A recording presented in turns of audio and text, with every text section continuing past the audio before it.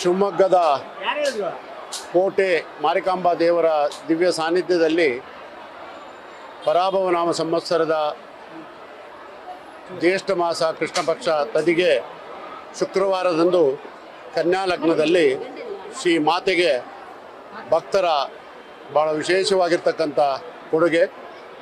ಆಡಳಿತ ಮಂಡಳಿಯ ಪರಿಶ್ರಮದಂತೆ ನೂತನ ಸ್ವರ್ಣ ಕವಚವನ್ನು, ಮುಖವನ್ನು ಮತ್ತು ದೇವರ ಗರ್ಭಗುಡಿಯ ರಜತ ದ್ವಾರವನ್ನು ಇವತ್ತು ತಾಯಿಗೆ ಸಮರ್ಪಣೆ ಮಾಡ್ತಕ್ಕಂಥ ಒಂದು ವಿಶೇಷ ದಿನವಾಗಿ ಇವತ್ತು ಸಂಪನ್ನವಾಗಿದೆ.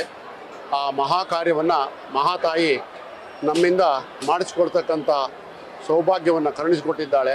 ಅವಳಿಗೆ ಮೊಟ್ಟ ಮೊದಲನೇದಾಗಿ ನಮ್ಮ ಸಾಷ್ಟಾಂಗ ಪ್ರಣಾಮಗಳನ್ನು ಸಮರ್ಪಣೆಯನ್ನು ಮಾಡ್ತಾ ಇದ್ದೇವೆ.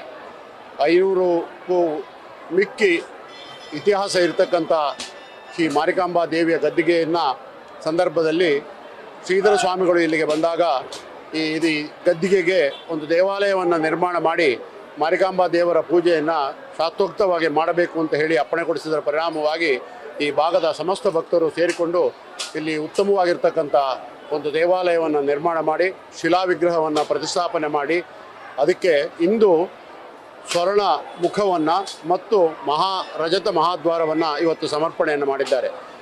ನಮಗೆ ಮಾರಿಕಾಂಬಾ ದೇವರನ್ನು ನೋಡುವಾಗ ಒಂದು ರೀತಿಯ ಉಗ್ರ ಸ್ವರೂಪವನ್ನು ಕಾಣ್ತಕ್ಕಂಥ ಸ್ವರೂಪ ಕಾಣ್ತದೆ. ತಾಯಿಯ ಕಣ್ಣಲ್ಲಿ ಉಗ್ರತೆ ಇದ್ದರೂ ಅಂತರಂಗದಲ್ಲಿ ಮಾತೃತ್ವದ ಭಾವನೆ ಪರಿಪೂರ್ಣವಾಗಿ ಸಂಪನ್ನವಾಗಿದೆ. ಅವಳ ಸನ್ನಿಧಿಗೆ ಬರ್ತಕ್ಕಂಥ ಎಲ್ಲ ಭಕ್ತರಿಗೆ ನೀನು ತಪ್ಪಾಗಿ ನಡೆಯಬಾರ್ದು, ತಪ್ಪಾಗಿ ನಡೆದರೆ ಉಗ್ರ ರೂಪ ದರ್ಶನವಾಗ್ತಿದೆ, ನನ್ನಲ್ಲಿ ನೀನು ಭಕ್ತಿ ಶ್ರದ್ಧೆಯಿಂದ ಉತ್ತಮವಾಗಿರ್ತಕ್ಕಂಥ ಸಂಸ್ಕಾರದಿಂದ ನನ್ನ ಸನ್ನಿಧಿಗೆ ಬಂದರೆ ನಿನಗೆ ಪೂರ್ಣವಾದ ತಾಯಿಯ ಮಾತೃತ್ವದ ಅಭಯವನ್ನು ನಿರಂತರವಾಗಿ ಕೊಡ್ತೀನಿ ಅಂತ ಹೇಳಿ ಅಭಯ ಹಸ್ತವನ್ನು ಇಟ್ಟುಕೊಂಡು ತಾಯಿ ಇಲ್ಲಿ ವಿರಾಜಮಾನಲಾಗಿದ್ದಾಳೆ. ಅವಳ ಪೂರ್ಣ ಅನುಗ್ರಹ ಲೋಕಕ್ಕೆ ಸಂಪೂರ್ಣವಾಗಿ ಪ್ರಾಪ್ತವಾಗಲಿ.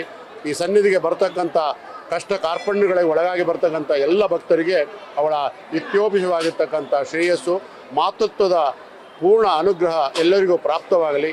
ಲೋಕಕ್ಕೆ ಮಂಗಳವಾಗಲಿ, ಸುಖ ವೃಷ್ಟಿಯಾಗಲಿ, ಸವೃಷ್ಟಿಯಾಗಲಿ, ಉತ್ತಮ ಮಳೆ ಬೆಳೆ ಎಲ್ಲರಿಗೂ ಆಗಲಿ, ದೇಶಕ್ಕೆ ಕ್ಷೇಮವನ್ನು ತಾಯಿ ನಿರಂತರವಾಗಿ ಅನುಗ್ರಹಿಸಲಿ ಅಂತೇಳಿ ತಾಯಿಯಲ್ಲಿ ವಿಶೇಷವಾಗಿ ಇವತ್ತು ಪ್ರಾರ್ಥನೆಯನ್ನು ಮಾಡಿ ಅವಳಿಗೆ ಈ ಮಹತ್ತರವಾದ ಕಾರ್ಯವನ್ನು ಸಮರ್ಪಣೆ ಮಾಡಿದ್ದೇವೆ.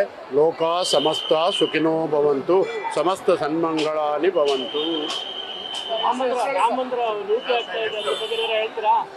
ಅವೆಲ್ಲ ಇಲ್ಲಿ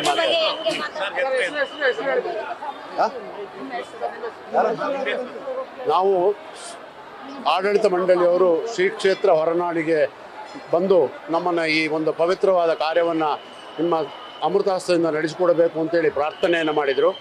ಆ ಒಂದು ಅವರ ಅಪೇಕ್ಷೆಯ ಮೇರೆಗೆ ಶ್ರೀ ಕ್ಷೇತ್ರ ವತಿಯಿಂದ ಧರ್ಮಕರ್ತರಾದಂಥ ಭೀಮೇಶ್ವರ ಜೋಶಿ ದಂಪತಿಗಳು ನಾವು ಬಂದು ತಾಯಿಯ ಈ ಒಂದು ವಿಶೇಷವಾದ ಕಾರ್ಯಕ್ರಮವನ್ನು ನಡೆಸಿದ್ದೇವೆ. ಲಲಿತಾ ತ್ರಿಪುರ ಸುಂದರಿ ಹೋಮವನ್ನು ಇದರ ಅಂಗವಾಗಿ ಲಲಿತಾ ತ್ರಿಪುರ ಸುಂದರಿ ಹೋಮವನ್ನು ನಡೆಸಿ ಆ ಕಲಶವನ್ನು ದೇವರಿಗೆ ಸಮರ್ಪಣೆಯನ್ನು ಮಾಡಿದ್ದಾರೆ.